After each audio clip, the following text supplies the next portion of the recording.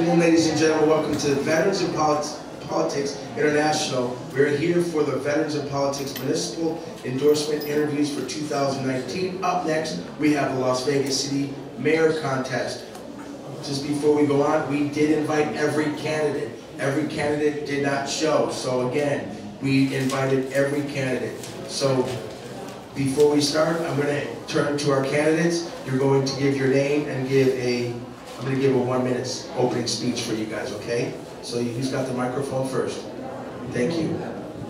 Good afternoon. My name is Tina Alexander. I'm originally from California.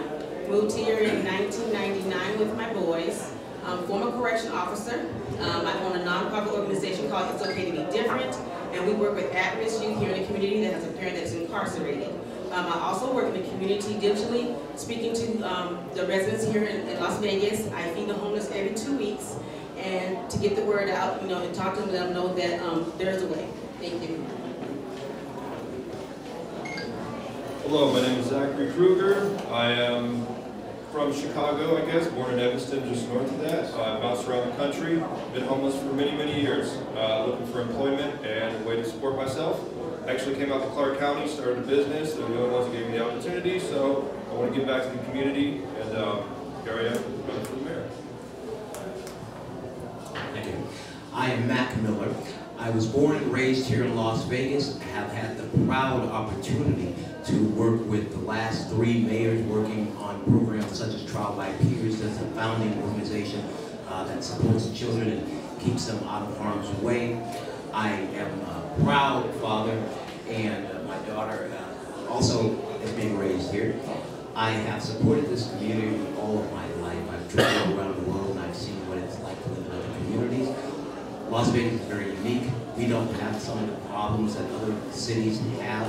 We're blessed to be able to be a melting pot, and I welcome the opportunity to represent the city. Thank you. Okay, I'll open up to you panelists. Go ahead and answer your question, and you have 2 minutes to respond. So thank you. And I will let you know 10 minutes before. 10 seconds before. Sorry. Thank you all for being here. John Moore, former Nevada Assemblyman. My question is specifically for Mr. Miller. Mack,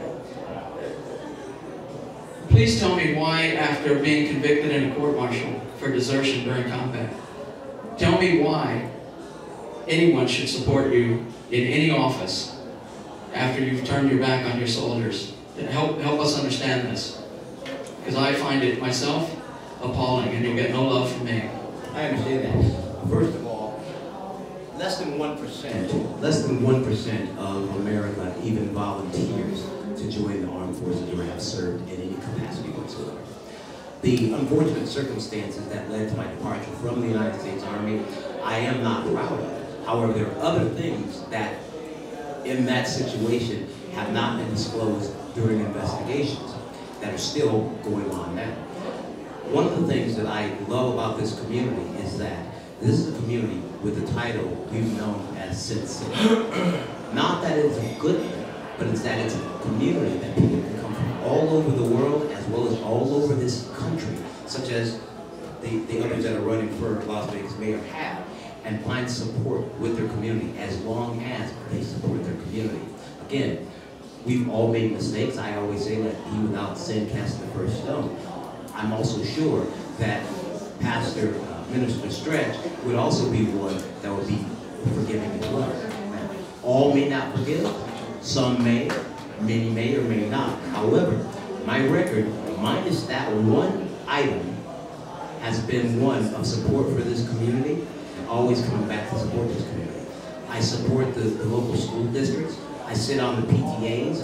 I've managed to get over 200 parents to the organization to speak with the PTA. So the support of someone who made a mistake in the past is just one of forgiveness. However, that's the reason I do ask, because I will be spending the rest of my life to support the community and make up for any past. Switzer, family court activist. You can all answer this, but this is mainly directed towards Ms. Tina. With your work with the homeless and sex workers, would you support legalizing, regulating sex workers, since everywhere that it has been done, there's been a 40% decreased drop rate in sex crimes, drug use, and abuse to those women and sex workers. Would you support something like that? Would I support the organization? Legalization and regulatoryness of it, making it to where it's a real job for Me, no, I would not. For working with those type of individuals in the community, I try to inspire them to look into something that they like to do. You know, to each their own if they choose that. But my thing is, I go out and I administer and I inspire individuals. And I encourage them to look for something better that they can do, and then I help them to find what it is that they like to do, and then I help them try to create business plans so that way they can be business owners.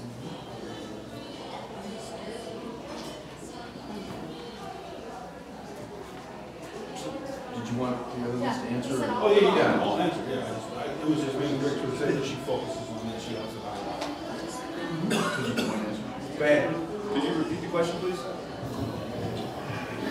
With legalizing and regulatory sex workers, anywhere where it is done, there's a 40% decrease in drop in sex crimes. That's rape, molestation, drug use amongst women, abuse. 40% decrease in crime by letting these women own their own bodies and have licenses to do so. Would you support a bill like that? Looking at it statistically, and if the people are for it, I'd say let's do it. If it's what draws a revenue to the city and the people agree with the standpoint, that's what a mayor's supposed to do, is represent the people. So to answer that question, during my short period in the military, and even before the military, I traveled around the world. I've been to Germany and some other places where they have legalized prostitution. In the past, in this state, in the counties where we do have legalized prostitution in the Broncos, there are instances where our legislator has actually had to go up there and determine whether these, as they call them, sex workers, would be able to have unions. And I personally think that they should be in a legal instance. We have legalized the recreational use of marijuana. We legalize alcohol. When done responsibly, it must be regulated. I oppose the legalization of recreational marijuana. However, it passed. Once it passed, then I get behind it and I support it because it's what the people want. So to answer your question straight out, yes, I would support it. Why would I support it? Because with those statistics, we do find less sex trafficking. And we can regulate and make sure that they are healthy, and make sure that they actually get the respect that they deserve for making a living for their families and to support their families. Troy Warner, VIP member. So, being a native and knowing where this city's headed, which I'm not really thrilled with, I want to know your views on sanctuary cities. Are you for it? Or are you against it? And why? Great, you're absolutely. First off, one, I'm against it because it is a violation of federal law. Okay? And I, for one, am familiar with federal law and have been penalized for violating federal law. I direct that to John Moore. However, that being said, I did what I was supposed to do, and in this circumstance, this city is not a sanctuary city. With me as mayor, it would not be a sanctuary city, and I will comply with the federal law and everything it entails. I believe the sheriff of Clark County gave the mandate the way he did because he saw that people were reacting to the laws the way they were. As mayor is a representative of people. That's the main primary job title in this office, I guess you could say. I would respond as the people demand. That's exactly how it should be because you live in the community and you are from here. You should have a decision in what goes on. It should not be a personal vendetta or personal decision by any means. As mayor, I do oppose it of sanctuary. I do believe that as a mayor, you're right, the community has the rights as far as their decisions, but as mayor, I would find the best opportunity, the best decision that's going to be, that's going to be for our city. And I am opposed to sanctuary.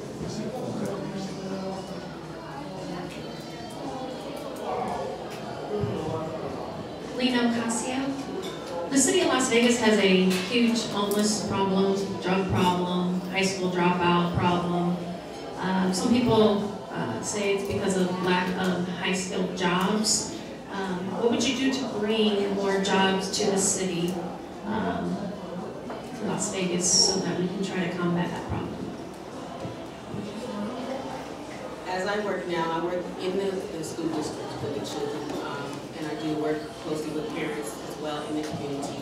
I will find avenues that will generate more positions here. First of all, I will start in high school. I have been doing research and finding out other programs that have been successful in other states.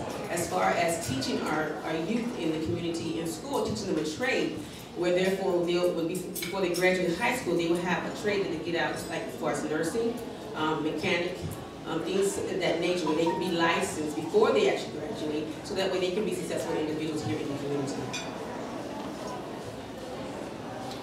I have personally been in homelessness for many years now, and I've seen that there are limited options for that scenario when you're at the bottom, the very bottom of society. In my opinion, I would lax the business licensing laws and or increase the potential for entrepreneurship in this country, which is what it was founded on. Same with high schoolers. Show them there's other options besides college and being in debt for the rest of their lives. So I was born and raised here. I went to high school here. I've been on both sides of the tracks. I was in Delmonico. I lived in Delmonico, not a great neighborhood when I grew up. I've lived on just about every ward in the city and in the county. And in the past, we had a lot of trade schools. We did. A lot of the funding didn't go towards the trade schools, and they were linked towards getting everybody in higher education. It's not for everyone. I agree. We need to focus on trade schools. Trades are jobs that cannot be sent overseas. If your air conditioner breaks, you're not sending it to China or the Philippines to get repaired. Also, with regards to education, one of the things that I do know is that, again, everyone's not able to go to college. It's not for everyone. But trade schools, you can't take those jobs away. We don't put enough money into the trades. And I think that is very important as well. I hope I elaborated enough on that. Marzola, founder of Veteran Vitality and also Combat Veteran. This is direct to you, Mack Miller. I don't condone desertion, but I do condone second chances. So if you having a second chance, what are you going to do here on out for your veteran community and for your community in general? Are you going to support better choices for health options like cannabis and CBD for veterans suffering from PTSD or opiate addictions? What are you personally going to do to take that second chance that you've been given and run with it? Thank you very much. First off, when all these accolades are better known as negatives came out and were disclosed, one thing that was an option was to run and hide and tuck my tail between my legs. But the opposite is what I must do to prove that there were some errors in how I left the military. The fact that I still am very vocally in support of the veterans community and our first responders. I've seen firsthand, whether I was able to stay there or not, but I have seen my comrades being blown up. And they're still my friends, and I don't hold anything harmful against them for being upset at me. And I understand that. So I have to take that and live with that for the rest of my life and do everything I can to support veterans in our community. Because I know what they do for us, and I know what they did for us. I don't know how many of us in this room or listening to this have even been to Iraq to see. They saw more because they stayed longer, but I saw just as much as they saw. To answer your question, yes, there's nothing that will ever stop me, regardless of who dislikes me, from supporting our veterans in anything they need. And I'm not running it to put my tail behind my back or between my legs and avoiding it to be shameful, because I'm not. Because one thing I'm not shameful of is to continue to support veterans. John Maracich, USMC, local real estate broker in the commercial division, industrial sector. As a person that's been through various trainings, I've fired many different types of assault rifles, heavy machine guns, and while listening to the audio clips from the massacre of Mandalay Bay, if you have heard weapons like that, and shot and fired them, no recoil timing, as a local, someone that's lived here over 25 years, without any answers from federal government, the FBI, even local city sheriff's department, what would you do as a mayor, city mayor, to help encourage more transparency with these entities that are responsible for at least holding, getting the people an answer as to what actually happened, because it's been blown over, covered up, and forgotten. So, I know that during an investigation of any incident, that investigation is pretty much sealed, and it has to work its way before anything can be released to the public. I too have fired many weapons as well as you and many of the military and veterans in this room have. I'm sorry. Did that sound like an AR-15 with a bump stop? To me, it did not. It did not. Right. What it sounded like to me, and they had multiple calls saying that there were multiple shooters. Right. I said, for anyone who knows anything about those type of weapons, if you look at the direction that the Mandalay Bay was facing, and by the way, I was actually there at Mandalay Bay, not at Route 91, but if you look at the direction, any one of us who've been to Iraq or Afghanistan, particularly Iraq, knows that you can hear your comrades in a firefight miles away because of the echoes, because of the triangulation of how the buildings are situated and how it shot and vibrated all the way down the strip, which is why Metro got multiple calls saying that there were shooters outside. So I would address that real simply, is immediately informing the public that an investigation is ongoing, and the minute that that information is available to the public, they will get it. There will be transparency in receiving it. I personally arrived here 4 hours after the shooting happened. I interviewed more than 30 people on the subject who were at the concert, including homeless people who were around the strip. I have seen personally multiple instances where media outlets days later tried to create footage to reenact what they believed happened and what was going on too. Everybody I talked to said there was multiple shooters at site. I was at the site looking around with a dog trained in tracking. Multiple windows were busted out, windows that were over, if I remember, 8 inches thick, which takes usually primary charge to break that thickness of glass because they're hurricane proof. As a mayor, you're supposed to represent the people and as such provide information through the media to help inform everybody in the area. I personally have gone to school a little bit for counterintelligence. My goal would be to be on site as fast as possible and promote media proliferation of such events. I believe that that is the best way to get the news out. Like I said, I came halfway across country 4 hours after the incident. I believe if I'm here on site, I can be there even sooner.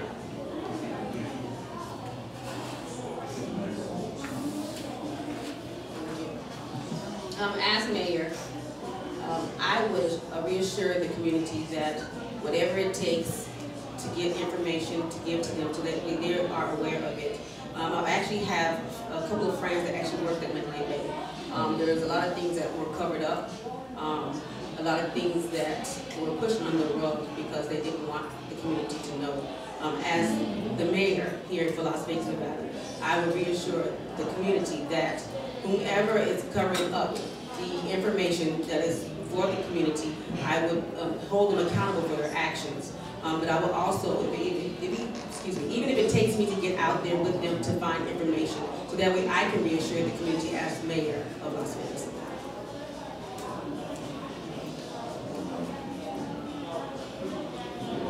Hi, first of all, my name is Robert Medoff. I'm a retired criminal court psychologist.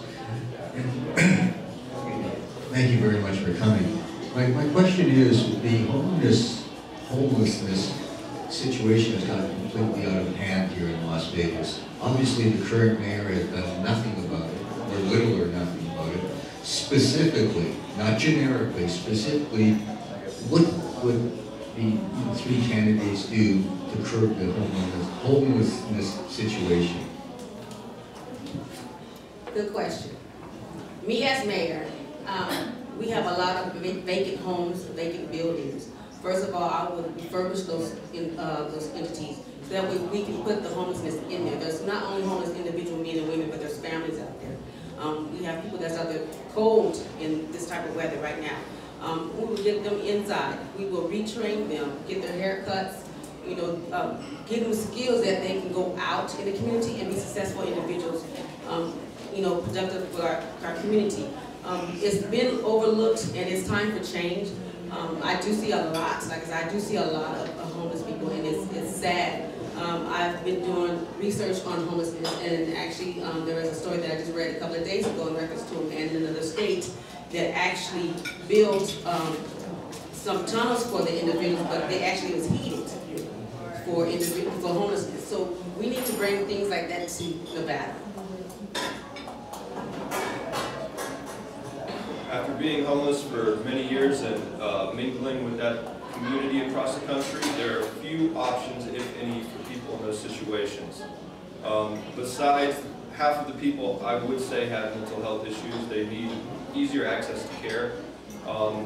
Personally, the redevelopment agency is supposed to lift up the city from slouching a little bit. The whole, you know, motto, besides the shooting Vegas strong, is also to pick each other up. I believe nobody should be unemployed. And with the redevelopment agency funds, we could actually provide temporary, if not, you know, minimal employment for such people. Personally, you could just drive around and ask people, hey, do you want a job picking up trash, $10 an hour?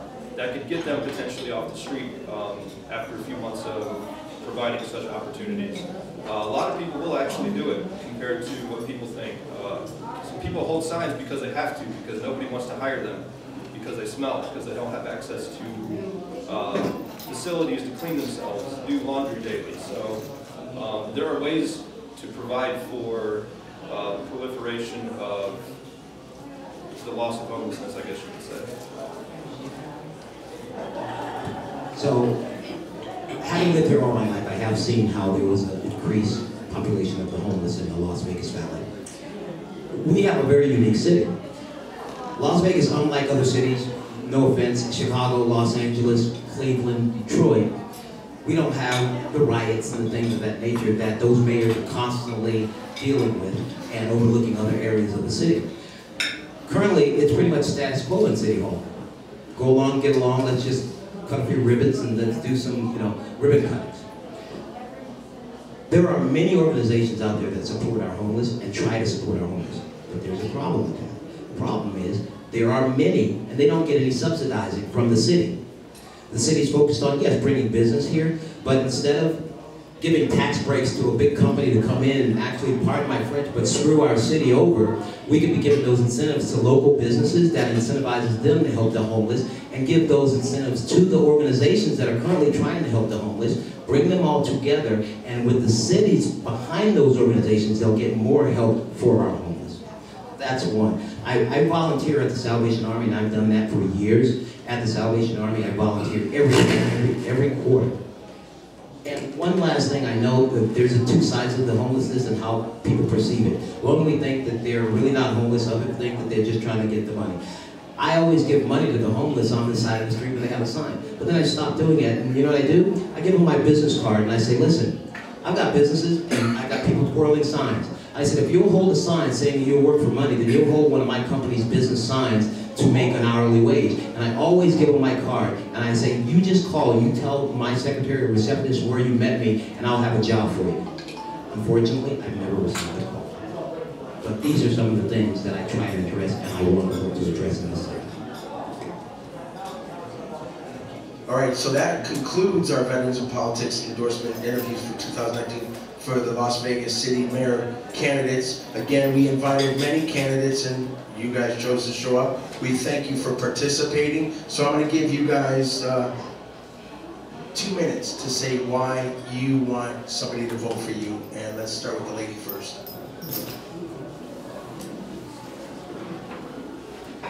I'm a great candidate for Las Vegas, not only because I care, because I'm already out there in the community. So I do know what our community needs as far as from, doesn't matter if you're on the 8906 area code or you over in Southern Highlands. I'm here for the people. It's not about the title that I want, it's about change. It's time that our community receives change. It's time that we need to rebuild our community, and that's what I'm here for. It's not all about the Strip, we tend to forget about the hidden Vegas, and hidden Vegas is where we live, where families live. And there are so many families that are suffering because there's resources out there, yes, there is, but it's not accessible. So when I'm mayor, I'll make sure that the resources are accessible for our individuals in the community, so therefore that they can raise their families. So when they thrive, our community thrives. Thank you. I feel people should vote for me because I feel a mayor is a position of leadership representing the people, and I will lead from the front, get my hands in every department I possibly can, including the police, the fire, and business licensing bureau. I feel that I'm poor and homeless, technically. Not, I'm just joking, I live in Summerlin. But I don't have a bank account right now, so I cannot be bought by anybody. And if so, you guys will have access to my bank account to even see that. I believe everybody should have a view or opinion in what goes on in their city that they live in. So twice a month at the open forums, you guys can come in and tell me what you feel, either through another union leadership access or individually. Yeah, that's really what it comes down to. I personally am here to serve the city. So, first off, it's Mack Miller for Nevada.com. I can use all the support I can get, but I have a duty to the state of Nevada. I have a duty to its people. I have a duty to the city. I was born here. I'm raising my family here. I support the school district here. I wish to support our veterans, all of our residents and community. I don't want Las Vegas to become a Chicago. I don't want Las Vegas to become a Los Angeles. I don't want Las Vegas to become a Cleveland or a Detroit. I want Las Vegas to stay Las Vegas. I don't care if you're from Cleveland. I don't care if you're from Detroit. But there's probably a reason why you came to Las Vegas. And we wanted to stay Las Vegas. I've seen Las Vegas for 42 years change. I've seen the good, I've seen the bad. That is why I believe that I would be the best person for your endorsement to be mayor of Las Vegas. And one last thing, again, I, for the rest of my life, have a duty to support our veterans and our community, if not but for my past missteps. Thank you very much. Again, that concludes our Veterans in Politics Municipal Endorsement Interviews for 2019. This is the Veterans in Politics International Interviews. Again, we want to thank you. We want to thank our sponsors, Fire Rock Steakhouse Bar and Gaming. We want to thank Real Water and Michael Broadway Real Estate. Again, candidates, thank you for being here. Panelists, give them a round of applause. Enjoy the rest of your day.